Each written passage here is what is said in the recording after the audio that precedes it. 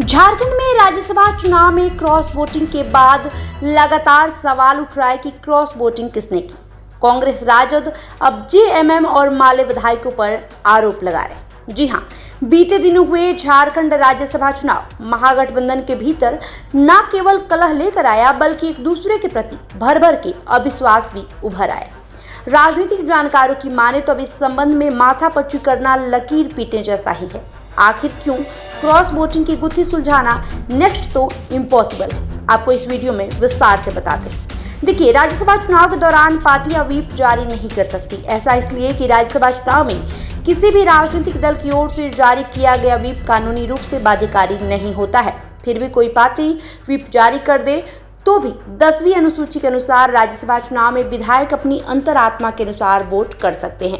उनकी अंतरात्मा अगर क्रॉस वोटिंग की इजाजत देती है तो क्रॉस वोटिंग करेंगे, अगर अनुपस्थित रहने का मन किया तो अनुपस्थित रहकर वोट नहीं करेंगे।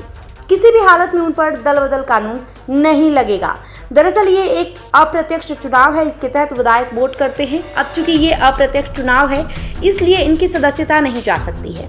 यही वजह भी है कि झारखंड राज्यसभा में भी और बिहार राज्यसभा में भी विधायकों ने अंतरात्मा की आवाज पर मतदान किया। बिहार राज्यसभा में तो अनुपस्थित रहकर कांग्रेस के 3 विधायकों और राजद के 1 विधायक तो पहचान में भी आए, पर इनकी सदस्यता खतरे में नहीं पड़ी। झारखंड राज्यसभा चुनाव में हुआ ये कि भारतीय जनता पार्टी समर्थित निर्दलीय उम्मीदवार परिमल नाथवानी को स्ट्रेंथ के हिसाब से 6 ज्यादा वोट मिले। झारखंड में एनडीए का कुल स्ट्रेंथ 24 है, इनमें 2 विधायकों का वोट रद्द हुआ। फिर भी परिमल नाथवानी को 28 मत मिले। इतना तो तय है कि ये 6 मत केवल राजद के विधायकों से पूरा नहीं होते, यानी अन्य दल ने भी परिमल नाथवानी की मदद की। झारखंड राज्यसभा चुनाव में क्रॉस वोटिंग पता करने का एक तरीका हो सकता है कि पार्टी स्तर पर विधायकों को ये ताकीद किया जाता है कि वे अपने पार्टी एजेंटों को दिखाकर वोट डालते हैं तो दूध का दूध और पानी का पानी हो जाता। अगर सभी विधायक अपने पार्टी एजेंटों को दिखाकर वोट करते, पर इस संभावना पर तो विराम इसलिए लग गया कि कांग्रेस के पार्टी एजेंट स्वयं प्रदेश प्रभारी के राजू और राजद के पार्टी एजेंट भोला यादव ने अपने विधायकों को क्लीन चिट देकर सारा इल्जाम जेएमएम और माले पर डाल दिया है।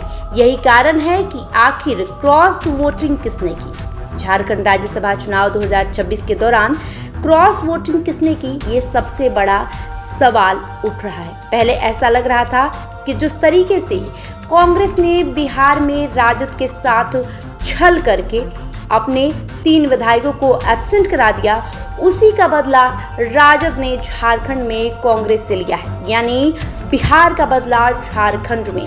लेकिन अब कांग्रेस और राजद के जो प्रदेश अध्यक्ष हैं, वे अपने विधायकों की तरफ से क्लीन चिट पेश कर दिए हैं और अब सारा जो ठिकरा है वो झामुमो और माले विधायकों पर फोड़ा जा रहा है। यानी कांग्रेस और राजद अब पूरी तरीके से झामुमो और माले विधायकों पर क्रॉस वोटिंग की आरोप लगा रही है। लेकिन आखिर सवाल अब भी यही है कि क्रॉस वोटिंग की किसने।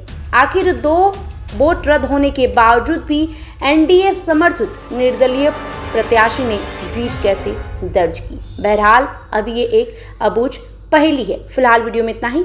बने रहे राष्ट्र धर्म के साथ। बहुत बहुत शुक्रिया।